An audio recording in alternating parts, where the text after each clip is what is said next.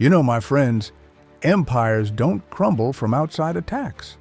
They begin to rot from within. And here is one of the most striking pieces of evidence I found in the ancient chronicles.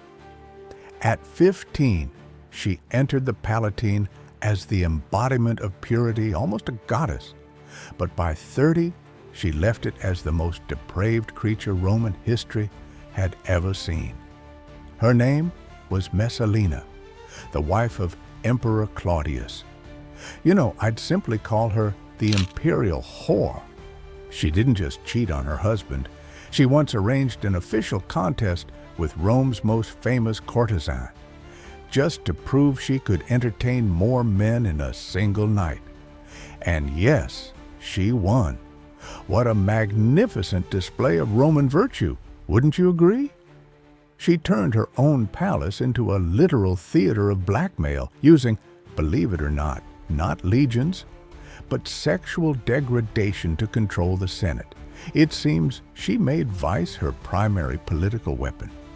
Sex for her wasn't pleasure, no, it was a trophy.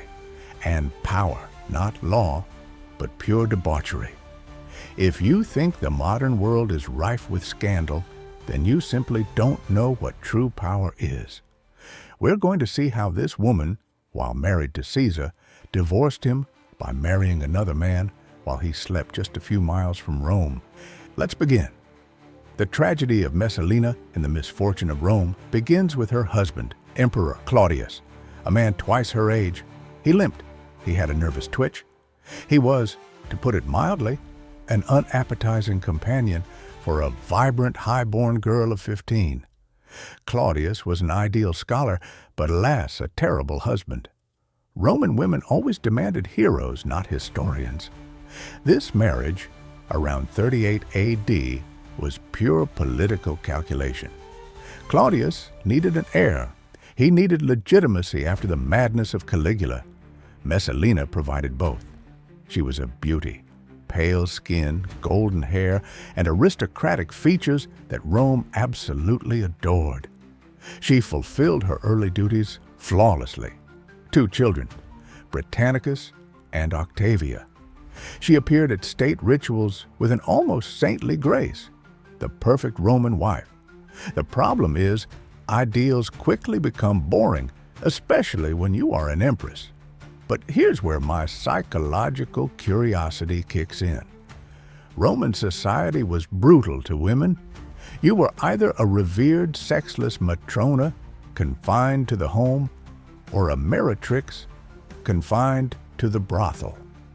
There was no middle ground for a woman with her intellect, her fire, and her appetite. Imagine the pressure, my friends. To be a universal idol, a statue of purity, while feeling a volcanic hunger inside. I believe Messalina didn't just succumb to vice. She exploited the gap between what Rome demanded and what she secretly craved.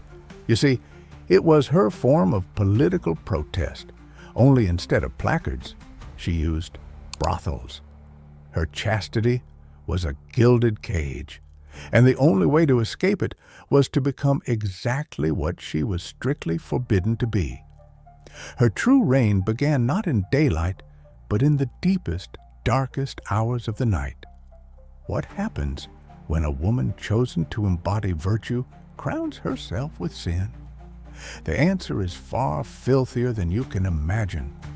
So while the emperor snored, perhaps after dictating some dry chapter of his historical treatise, which was clearly more important to him than his wife, Messalina would slip away. We know this not from mere gossip, but from the poisonous pens of Juvenal and Tacitus. She would wear a dark wig to conceal her famous golden hair. She would wrap herself in an inconspicuous cloak, and she would head straight into the Suburra. The Suburra was the underbelly of Rome, cramped, dirty, dangerous, and teeming with public houses. Now why? This wasn't desperation, it was an obsession.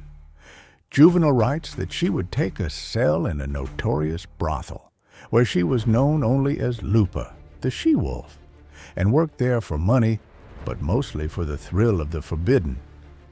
This was the ultimate act of rebellion. She would shed her imperial dignity like a costume. She sought out the lowest, dirtiest men in Rome, men who would never recognize the empress beneath the soot and cheap perfume. Imagine the audacity. A senator, perhaps sneaking into this den, desperately looking for anonymous diversion, suddenly looks up and recognizes those aristocratic features, that finely chiseled face, even through the sweat and grime. The sheer terror of recognition, it must have been the worst breach of Roman etiquette in history. But the story that truly cemented her name is the contest. She challenged the most celebrated professional courtesan of the time, some sources name her Scylla, to a contest of endurance. The prize, the title of the unconquerable. Who could entertain more partners in a single night? They competed before a select, terrified audience of the Roman elite. Scylla was a professional. She paced herself, serving 25 men before collapsing from exhaustion at dawn. Messalina? She didn't stop. She passed 30. She refused to quit until literally no volunteers remained. She won, and when she emerged, she was greeted not by applause, but by a deafening, terrifying silence. Juvenile notes, weary in body, but not satiated in soul. She retired. This was her first great lesson in power, my friends. She discovered she could break men and society not just by seducing them, but by outdoing them in sin.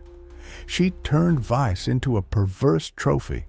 Now Rome could boast not only its legions, but the endurance of its empress. Her victory in the brothel was only the beginning. Now she was going to bring the brothel to the palace. I'd like to distract you for just a couple of seconds from the video. It's possible we may not see each other again, and you'll forget whose channel you visited. So please subscribe to the channel right now. And if you enjoy how I uncover the secrets of antiquity, then hit the like button and leave a comment. This would be the best gift from you and would greatly help the channel's promotion. Thank you, and let's continue. The palace became her new theater. Claudius's court transformed from a seat of government into an arena of obscenity. If the ancients could have invented a reality TV show, this would have been it. Picture the feasts. They were luxurious. Silk couches, spiced wines flowing from jewel-encrusted goblets. But Messalina no longer played the role of the dignified hostess. She was the maestro of ceremonies. She would summon gladiators, handsome slaves, even the sons and daughters of noble families, forcing them to participate in her humiliating entertainments. This was calculated. It was political genius wrapped in depravity. Why? Because every senator forced into a humiliating act, every noblewoman blackmailed into cooperation, became a pawn in her game. She wasn't just satisfying her lust, she was creating leverage. Refusal, unthinkable. A tribune who denied her, found floating in the Tiber a wealthy general who rebuffed her, stripped of his command overnight. The message was crystal clear. The empress does not tolerate refusal. Compliance guarantees survival. Some accounts suggest she kept an imperial black book. Her trusted servants, freedmen and slaves loyal only to her, recorded every whispered confession, every compromising act, every secret born in the heat of shame. This knowledge was her true treasure.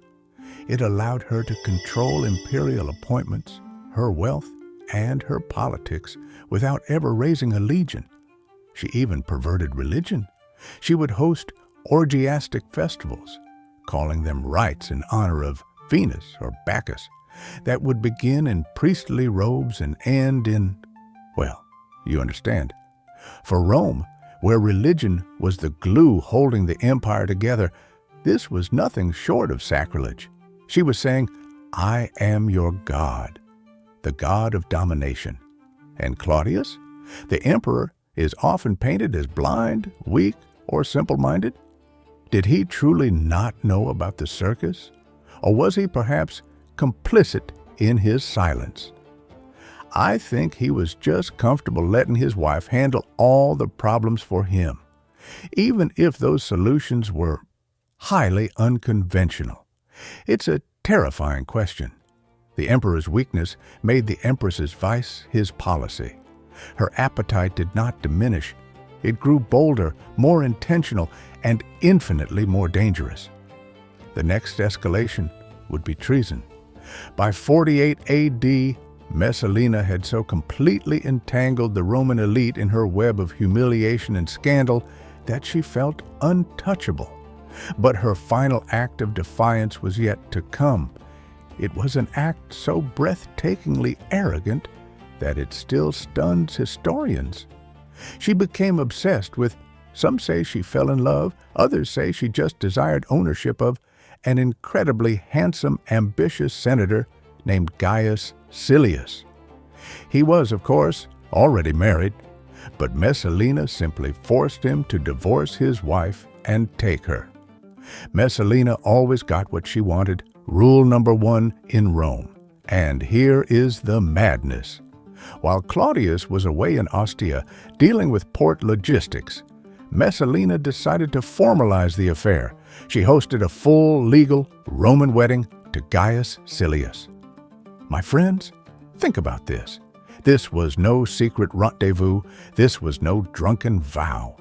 Priests were present. Contracts were signed. The veil was donned.